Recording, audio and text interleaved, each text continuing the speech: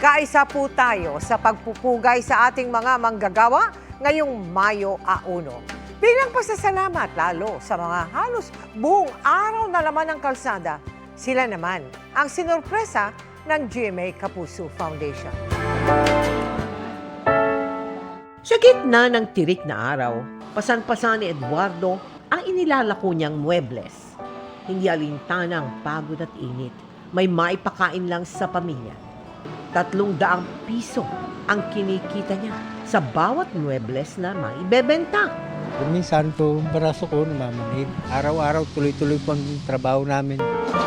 Si Rochelle na taga Bulacan, pumupunta pang Malabon para humango ng isdang ilalako rin sa Quezon City. Maalis po kami alas 12 ng hating gabi. Minsan po pag hindi naubos, inuuwi na lang po namin sa Bulacan.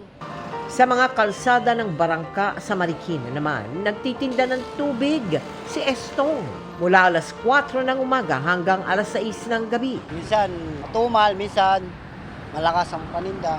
Kaya ngayong Labor Day, sinuklian ng GMA Kapuso Foundation ang dedikasyon at sakripisyo ng ilang manggagawang Pilipino na araw-araw nakikipagsapalaran sa kalsada sa kabila ng mapanganib na init. Handog natin ang regalong grocery packs at hygiene kit sa mga street vendor, driver, security guard, construction worker at kargador. Binigyan din natin sila ng survival kit sa tag-init na may lamang sombrero, bimpo, damit, biskwit at tubig. Sa mga kababayan natin, kailangan mag-ingat kayo. For example, ikaw ay vendor or traffic enforcers or riders ka, dapat may survival kit kayo. Meron dong water, payong, or may sombrero. Maraming salamat, GMA Kapuso Foundation.